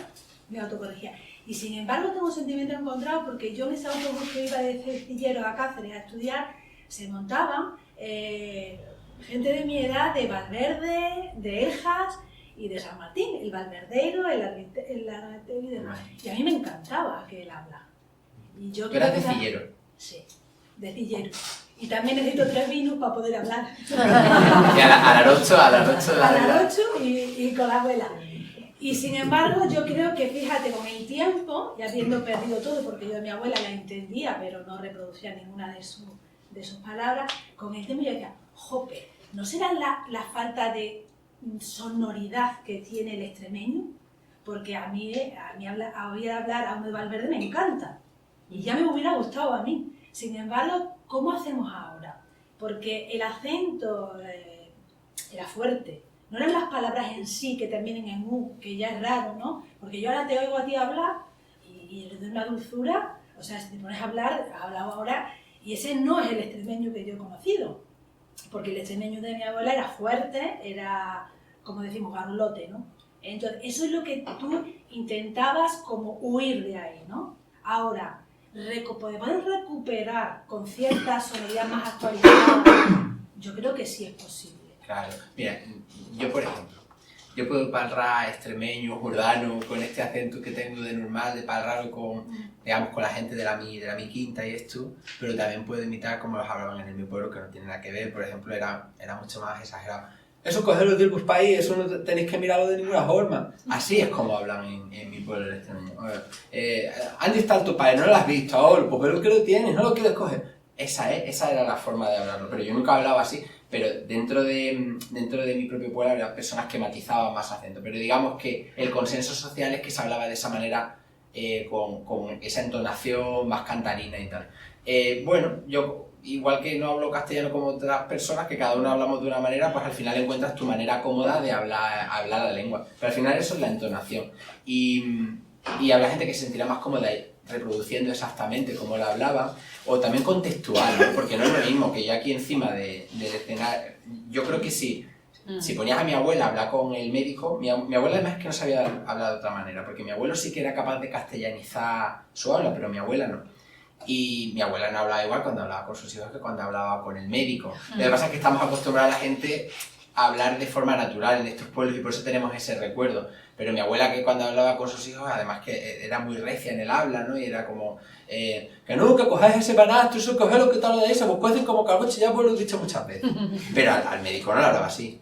No, es que me duele como para aquí un poquinino, porque de estos días estoy en el huertito ese que tengo sembrado allá abajo y quiere como dolerme. Ya era diferente totalmente el acento. Entonces hay registros dentro de la propia lengua. Lo que pasa es que tienes razón en que el que más tenemos en el oído es el local, el popular, el más desenfadado. Pero si con naturalidad hubiéramos seguido hablando la lengua, habríamos encontrado los distintos registros también para el escenario. Y tendríamos ese registro que es el que nos falta en las lenguas orales. Nos ha faltado el registro de subirte a hablar de temas de cultura, de cualquier otro tipo, de una forma reposada. Y ese es el que tenemos que encontrar ese tono. Entiendo cómo hacías la pregunta porque son reflexiones que yo también me he hecho. Yo he pensado alguna vez, claro, cuando esto me pasa en mi pueblo, ¿no? Yo fui a mi pueblo a presentar el libro. Y cuando estaba imitando a cómo hablan allí, pues habla como ellos. Pero luego cuando estaba hablando con el acento de ahora, eso no suena jordano, hombre, habla jordano, que tú sabes cómo. Pero claro, yo no puedo estar hablando así explicando otros temas porque esa habla cantarina no me sale para hablar de otras cosas, ¿no? Hay que encontrar el tono. Eso cuando se normalizan las lenguas se encuentra. Y yo también siento una envidia sanísima de la gente de otros tres lugares. Porque ellos lo siguen hablando con muchísima naturalidad. Juega a su favor que su modalidad lingüística muy cercana, es más exótica. Juega a su favor el exotismo. El que se haga la ecoportuguesa. Todas las variantes asturleonesas, desde Asturias hasta el norte de Huelva, que hay influencias del asturleonés, se han utilizado desde el siglo XVI para reproducir el habla de los pastores, de los campesinos, de la gente inculta. Entonces la tenemos en nuestra cabeza como el habla de un perfil concreto, de un arquetipo de persona, y eso cuesta mucho sacarse. Son 500 años en los que en modalidades asturleonesas ha hablado la persona, la sirvienta graciosa asturiana que se iba a Madrid en las obras de teatro, el pastor de las églogas pastoriles de la Batueca o del Bierzo, en fin, entonces cuesta quitarse eso de encima, ¿no? Pero se pueden cambiar los recuerdos sonoros con mucha facilidad cuando tienes un referente. Y el asturiano que sonaba también a ellos mismos muchas veces por muy de pueblo y tal, pero te lo cuenta Rodrigo Cuevas en un escenario, vestido de cuir con unos arneses y con unos... llevaba unas madreñas el otro día que lo vi antes de ahí en conciertos, sí. pero enormes así, además, ¿no? Como haciendo drag, y cambia totalmente la percepción que tienes sobre una lengua. Así que lo que necesitamos son referentes culturales en esta modalidad lingüística. Y me encanta el tillerano, y además se sigue hablando. El otro día si quieres hablamos ya. Sí, mi cuñada, curiosamente, su familia es de allí, ella no se ha criado allí, pero estuvimos hace poco y estábamos unas mujeres sentadas al lado en una mesa y estaban diciendo: no, hombre, los tiestos esos que tienen son muy grandes, hay que regarlos bien porque si no... Y yo, anda, sigue vivo. Hablabas del concierto de Cuevas, ¿no? Yo estuve y me parece magnífico. Además, por aparte el problema de sonido estaba muy mal sonorizado, el espectáculo y la lugar era bastante... El problema del diseño de iluminación era regulín, pero bueno, el espectáculo en sí, lo que era, es lo que tú dices, ¿no? Es que no necesariamente una lengua regional minoritaria tiene que hablar siempre con de la encina, del yugo y del surco. No, pues en un momento graciosísimo, ¿no? Lo de chin chin.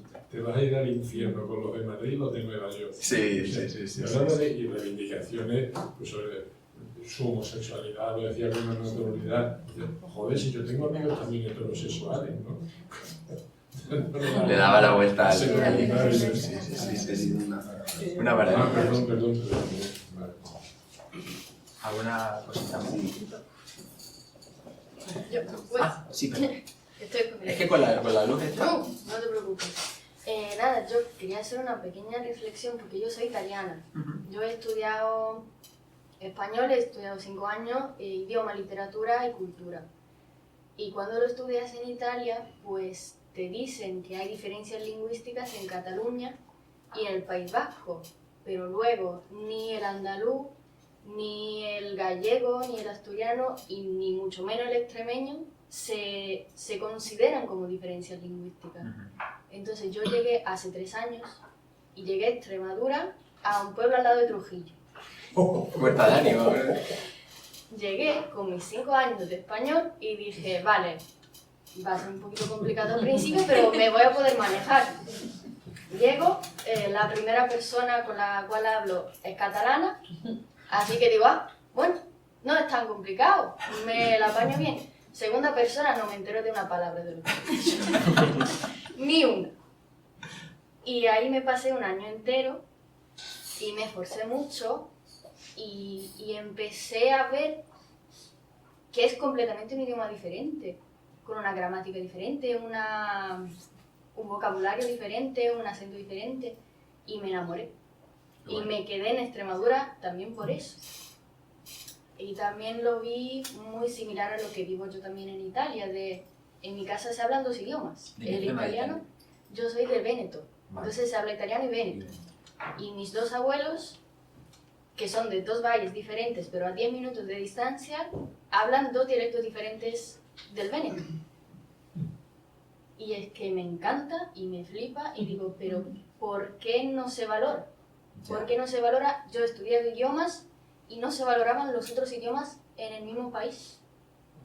Así que, pues, es una pena, no.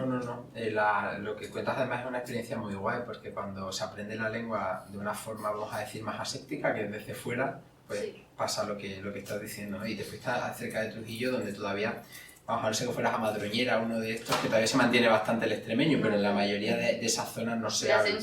La senzuela, no se habla con tanta vitalidad, pero si te hubieras ido, y si te vas además hace 50 años a un pueblo, a Cilleros, por ejemplo, ¿no? Pues sería la experiencia totalmente diferente, ¿no? Lo que pasa es que en 2 generaciones de educación pública acabas con una lengua si lo haces bien, entiéndeme lo de bien. Y sí, en Italia pasa lo mismo. En todos los estados-nación que tienen lengua fuerte, todos los estados europeos se han construido igual, con el intento de desaparición. ¿Y quiénes no? Las de quién no ha desaparecido, pues bueno, quienes han construido unas identidades nacionales por oposición fuertes que les ha permitido luchar por su lengua. Cosa que también es una pena, porque quiero decir, si quieres construir la identidad nacional, bien, pero no tendría por qué hacer falta construir ninguna identidad nacional que no quisiera tener, pues solamente por defender una lengua. Yo que soy una persona, vamos a decir, poco patriota en el sentido de nacionalista de la palabra, que lo que decía antes, ¿no? Que no me siento muy de ningún sitio y todo esto, yo tengo que construir una identidad nacional extremeña para defender el extremeño.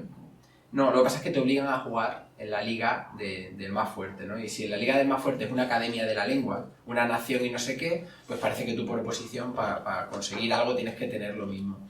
Y esto también es otra lucha, ¿no? Es que son como muchas luchas al mismo tiempo, pero es la convicción de que las lenguas tienen un valor en sí mismo, por un lado, y que el valor más grande que tienen es que los hablantes vivos, a los que dignificas cuando las dignificas, están ahí. O sea, las lenguas no flotan en el aire, las tienen personas dentro, y si dignificas una lengua, dignificas a sus hablantes, y esto es lo más esencial. O sea, eso lo diferencia de un puente romano. Pero el puente romano, en cuanto se cae, o el puente viejo de Talavera, en cuanto se cae rápidamente van corriendo a decir que lo van a lo van a rehacer, pero la lengua que se va cayendo no va nadie a rehacerla, ¿no? Cuando tiene mucho más valor porque está dentro de las personas.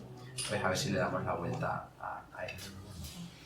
Bueno, pues yo soy maestro y en primer lugar quería agradecerte el empuje y el esfuerzo, el trabajo que estáis haciendo, porque necesitamos esos referentes culturales de los que tú hablas, y para mí yo creo que tú eres una de esas personas que nos están abriendo un mundo de posibilidades a muchos que prácticamente menospreciamos nuestra propia lengua. Y por otro lado, pues eso, te diré con curiosidad que pude ser tu maestro por la edad que más o menos debes tener. Yo estuve en la UETRE, pero no llegué a dar clase allí porque finalmente me dieron otra localidad, pero sí estuve en la UETRE en el año 99, 98, 99. En esa época estaba yo en Jarandilla. Mi madre es maestra también y estaba... Pues estuve allí. Y de hecho estuve un día, pero vamos, al día siguiente me... Ah, vale, llegaste a ir a... Sí, estuve en Camino Morisco y luego estuvimos en la UETRE. Pero vamos, que ya no me acuerdo, porque claro, imagínate. Hoy son un campamento de verano en las escuelas y el último niño que nació en el pueblo es mi primo y tiene 18 años. ¡Ostras! Para que te hagas una idea del ritmo al que avanza la despoblación. Pues, y estamos recuperando un poco la Semana de Extremadura en la escuela. Algunos intentamos hacer que no sea solo una semana y que tengan otras referencias, ¿no? Pero, ¿por dónde crees tú que podríamos, si tú quieres introducir, yo trabajo aquí en un cole de Mérida y evidentemente el contexto pues hace mucho a la hora de introducir. ¿Por dónde debería empezar una escuela que quiera introducir la cultura y la lengua extremeña cuando la mayoría de nuestros alumnados no utiliza habitualmente? No lo conozco. La pregunta es dificilísima, porque yo te podría dar no sé cuántas respuestas teóricas y un vídeo de TikTok hace 800.000 veces más. Entonces, quiero decir, la tarea es conjunta porque de los profesores obtienen una cosa diferente de la que obtienen de los referentes culturales, pero tiene que estar bastante combinado. Yo creo que, fíjate, una de las cosas importantes, yo lo hago, es estar pendiente de esos referentes que van saliendo y promocionarlos desde la propia educación, o llevarlo a clase, o invitarlo a que vaya a dar una charla. Yo por problemas por ejemplo, de horario, que yo trabajo por las mañanas, normalmente coincide, se solapa con el horario lectivo, pero las veces que he ido a dar charlas a alumnos ha sido genial, porque venga un chaval joven, entre comillas, que ya la cosa va para arriba, pero bueno, que la distancia, además, cuando te ven de fuera y te ven de redes sociales, ya no eres su profesor, yo soy uno de fuera y qué bien que vamos a perder clase, ¿no? Entonces, vas allí, pero luego les das una charla de un tema que no se imaginaban que le interesaba y todos tienen historia. Yo hace poco, por ejemplo, en el Virgen de Guadalupe, que hay muchos alumnos del Centro de Alto Rendimiento Deportivo, aquí en Cáceres, y les di, pues eso, y me dijeron las profesoras, no te van a hacer ni caso porque es que están ahora en la adolescencia, no sé qué. Pues bueno, todos acabaron contando historias. Uno de los chicos que además había quedado en su categoría el oro o algo así, había sido olímpico, incluso un chaval, y decía que sus padres le habían dicho que cuando hiciera las entrevistas que intentara que no se le notara el acento extremeño cuando hacía las entrevistas para la prensa, y que a partir de ahora le iba a decir a sus padres que por aquí, que ahora ya que cambiaba la historia. Y al final del curso, en el Virgen de Guadalupe, me llamaron porque le hacía ilusión a los muchachos que fuera el padrino de la graduación de bachillerato. Y yo fui encantadísimo a darles una charla sobre estos temas adaptadas, digamos, a gente más joven, ¿no? Entonces, al final, la percepción de que no interesa, cualquier cosa interesa si la cuentas bien, ¿no? Entonces, no hay una respuesta única, pero hay muchas respuestas. Es estar siempre pendiente a que se les puede ofrecer que no sea, digamos, peyorativo para la lengua, pero da igual lo que sea. O sea, que ayude a quitar el estigma independientemente del lugar en el que venga. Y a veces puede ser un vídeo de TikTok, a veces una persona en clase, y otras veces puede ser ponerle un vídeo, y otras veces puede ser enseñarle una noticia, darle la vuelta a las cosas. Una de las cosas que más nos gusta en la adolescencia no es como ser reivindicativo por lo que sea o llevar la contraria, es una de las cosas que caracteriza al adolescente arquetípico. Pues bueno, darle la oportunidad a un adolescente que sea reivindicativo con decir, pues voy a hablar como se habla en mi casa, No, yo no voy a cambiar mi manera de hablar. O sea, es una manera de darle una herramienta también, ¿no? De decirle, no, mira, puedes hacer esto para protestar. Es una manera de protestar también. Utilizar la lengua. Preocúpate por cómo hablaban tus abuelos. Y luego en los más pequeñitos hubo una idea que unos padres de las Urdes me contaron y me gustó mucho. Que les decían cada semana una palabra a su niño, le explicaban lo que era, no sé qué, no sé cuánto, venga, que toca la palabra. Entonces luego el niño la contaba en clase porque hablaron con la maestra y contaba la palabra en clase y hacían una frase con la palabra y cada semana una palabra, cada semana una palabra. Claro, al cabo de 2 o 3 años ese niño tenía un repertorio lexicojordano que ningún niño de su edad, si no lo hubieran hecho, lo tendría porque hablaba como su abuela, ¿no? Entonces, todas estas iniciativas de colaborar con padres de zonas donde todavía se hable, por ejemplo, alguna modalidad, etcétera, es una buena forma. Y luego ya los niños que sí que están un poquito más dialectalizados, pues estimularlos. Si vienen con alguna palabra, ¡ay, qué bonito eso que has dicho! Lo típico, ¿no? Pero la respuesta es múltiple porque la sociedad extremeña es muy variada y la mayoría de los niños hoy en día tienen poco contacto con estas modalidades. Claro, decimos, los abuelos la hablaban ya, pero si es que los abuelos de los niños que estaban en el colegio son gente un poco más mayor que yo. No tal, pero casi, ¿no? Ya tenemos abuelos de 45 años en una generación que no está en contacto con la lengua casi. Entonces, hace falta también necesitáis material docente. O sea, quiero decir, hace falta crear ese material que no está, ¿no? Para ayudaros.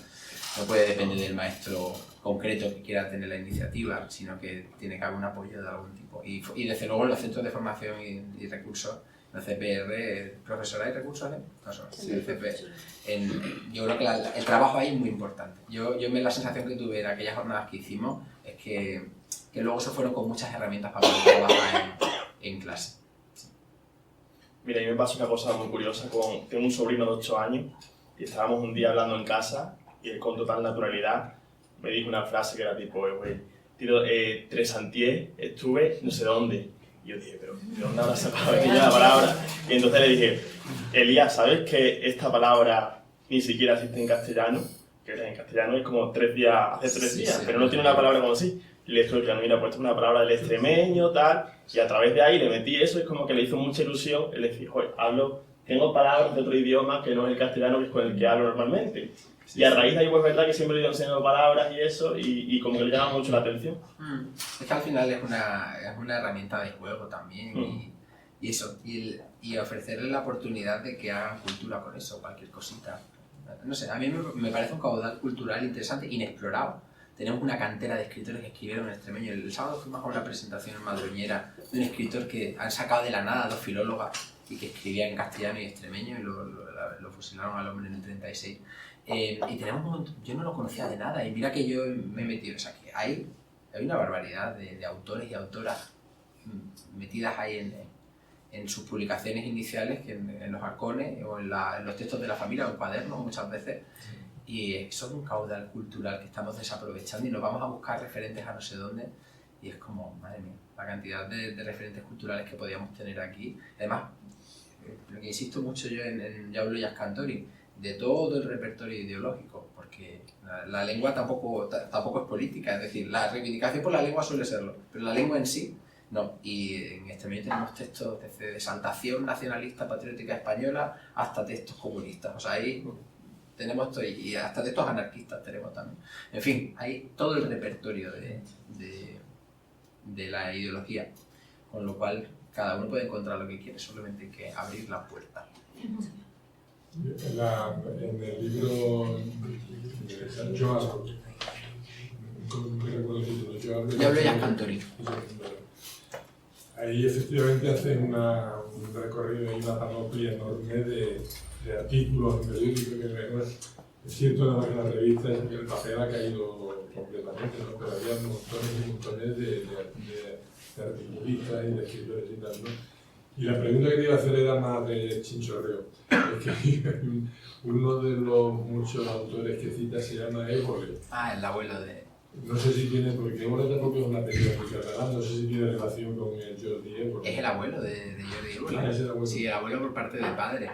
Era alcalde de Garrovilla, el abuelo, y entonces luego ya emigró a Cataluña el hijo, el padre de Jordi Évole.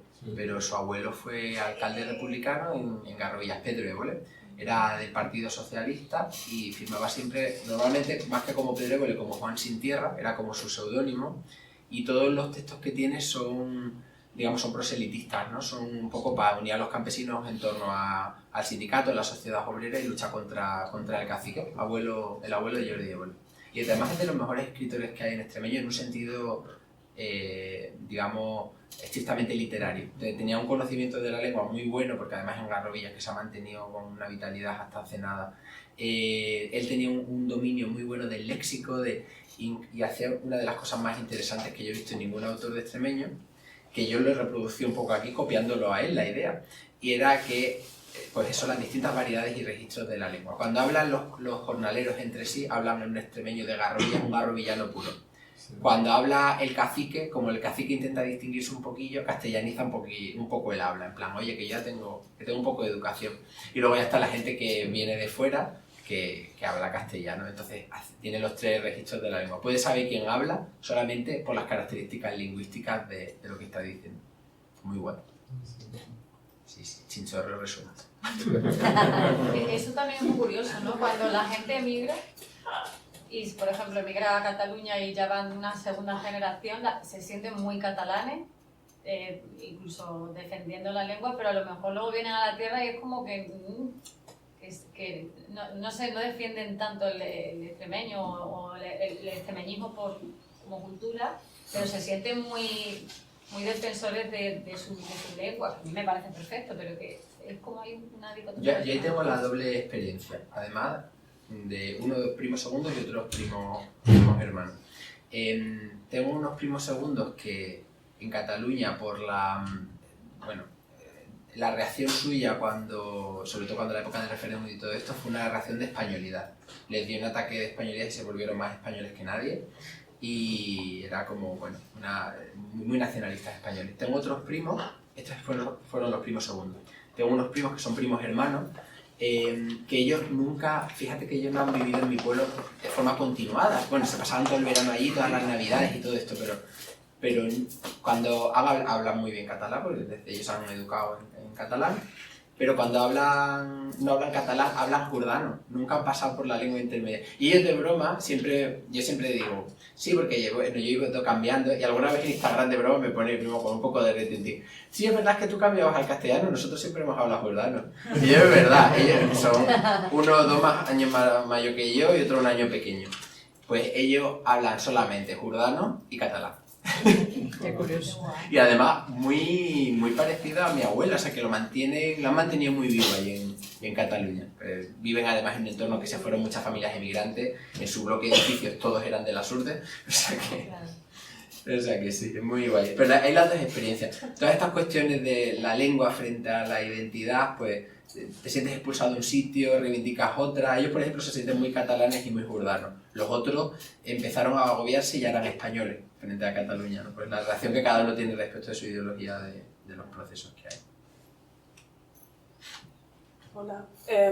Yo tengo el otro libro también, el que estaba comentando, y la verdad, darte las gracias, porque yo creo que en muchos sentidos ese tipo de libros nos da dignidad lingüística, que nos hace mucha falta, ¿no? Te quería preguntar, porque cuando yo lo estaba leyendo tenía ciertas dudas, ¿no? Que también estás hablando un poquito de eso. Toda la influencia mozárabe, que entiendo que cuanto más al sur es más evidente, pero cuando estás hablando de todo el tema que también está relacionado de los nacionalismos que hay en España, todos ellos se construyen de una manera blanca y cristiana, en la que digamos como que se excluye esa influencia mozárabe y de otro tipo de minorías, ¿no? Es como si solo fuéramos blancos y cristianos, ¿no? Y desde el punto de vista lingüístico, también yo pienso que se intenta muchas veces borrar esa influencia mozárabe y tal. Tenía esas dudas con respecto, porque claro, hablas de que las Urdes es un poco como que tu zona está más aislada de toda la influencia previa mozárabe. ¿Cómo eso sucede en el resto de Extremadura? Y también un poco desde el punto de vista de las minorías de las personas gitanas, porque, por ejemplo, aquí en la provincia de Badajoz utilizamos palabras como gachón, que las hemos adoptado dentro del extremeño y son gitanas, no son... Entonces, un poco como que me gustaría ver un poquito más esos debates dentro del extremeño, ¿no? ¿Dónde están esas minorías? Es muy interesante la pregunta que me has hecho. Mira, las urdes no tenían una presencia probablemente continuada antes de los establecimientos de las que son las urdes actuales. Sin embargo, es una de las zonas donde más arabismos hay. ¿Y por qué se debía a esto? Bueno, hubo un par de épocas, vamos a decir, radicales en Al-Ándalus, hubo muchas épocas. Dos de ellas, almohades y almorávides, eran bastante, hoy diríamos, fanáticos religiosos, no se puede aplicar la teoría de la época, pero respecto de lo que era el Islam popular que había en Al-Ándalus, eran personas muy radicales. Y expulsaron a muchas personas, sobre todo a los que eran cristianos, los mozárabes, dentro del territorio andalusí. Muchos de ellos se fueron a los reinos cristianos del norte y muchos de ellos se fueron al reino de León. Por eso, pero claro, la lengua que estas personas tenían era un romance, lo llamamos hoy romance andalusí, lleno de palabras árabes y de palabras bereberes. Tenían muchas palabras árabes, hablaban una mezcla. Todas estas personas, digamos que se latinizaron, otra vez se relatinizaron hablando, empezaron a hablar el romance de León, el romance de Castilla, pero mantenían muchísimas palabras en árabe. Y muchas de esas palabras además eran palabras coloquiales, que es otra de las vías de entrada de los arabismos. Antes dije que muchos arabismos entraron por la ciencia en la lengua romance. Otra vía fue la vía coloquial, y muchos de ellos de los mozárabes. Palabras como los hurramacho, que es el carnaval de Montanche, que es la misma palabra que mojarracho o que mamarracho, todas estas palabras que están emparentadas, que vienen del árabe mojarrich, que significa payaso, entraron por esa vía de los mozárabes. Arre cuando le haces hacia un burro, no me acuerdo, mira, chupa, por ejemplo, para hablar de una chupa de cuero, que viene de chupa, que es la saya esta típica musulmana. Hay muchas palabras que se introdujeron a través de los mozárabes. Esa es una de las vías, que los mozárabes eran los cristianos en tierras andalusíes. Respecto del árabe, en el resto del territorio de Extremadura, de lo que hoy es Extremadura, sobre todo en la provincia de Badajoz, hubo enclaves con mucha población mudéjar, ¿no? Porque una vez que los conquistan ya los andalusíes empiezan a llamarlos mudéjares. Bueno, estos mudéjares aprenden la lengua del invasor, ya sea la parte del Reino de León o de Castilla, porque en Extremadura estaba dividida, a la izquierda de León, a la derecha Castilla, pero mantienen en algunos lugares el árabe dialectal hasta muy avanzado, muy avanzada la historia. En el caso paradigmático Hornacho, donde todavía en 1500 y pico, antes de la expulsión de los moriscos, se hablaba árabe. Y para interpretar, por ejemplo, una vez un testamento en Valladolid, recurrieron a un traductor que era de Hornacho, ¿no? Que tenía conocimientos todavía de árabe. Y yo, por ejemplo, que tengo los facsímiles que se encontraron en Hornacho, hay libros de caligrafía de principios del 1500 de caligrafía árabe para aprender a escribir en árabe, ¿no? O sea que la influencia es enorme. Y uno de los rastros que probablemente dejaron en la lengua los andalusíes, cuando los conquistaron y aprendieron la lengua del invasor, fueron rasgos fonéticos. Probablemente la aspiración de la S final tiene mucho que ver con el que hablaba la lengua. Es decir, hay que imaginarse, ¿no?, que todos nosotros aprendemos a hablar en inglés y dentro de una o dos generaciones todos nuestros hijos y nietos acaban hablando inglés ya, pero no va a ser un inglés nativo. Va a ser un inglés que nos ha enseñado la familia que viene al pueblo a gobernarnos, pero nosotros vamos a aprenderlo de aquella manera. Y ese de aquella manera deja rasgos fonéticos. Pues bueno, probablemente algunos rasgos como ciertos seseos, ciertos rasgos fonéticos de los romances tienen mucho que ver con la población andalusí. Eso por un lado. Respecto de la población gitana, es uno de los temas pendientes además en Extremadura. O sea, digamos que el gitano, el caló de Extremadura, es de los más ricos, era de los más potentes. Hubo un viajero incluso que hizo un diccionario, basado prácticamente desde el diccionario del romaní de España, pero era básicamente del de aquí de Extremadura. Y introdujimos muchísimos términos del día a día. Chorizo, para decir ladrón, es un término que viene de ahí.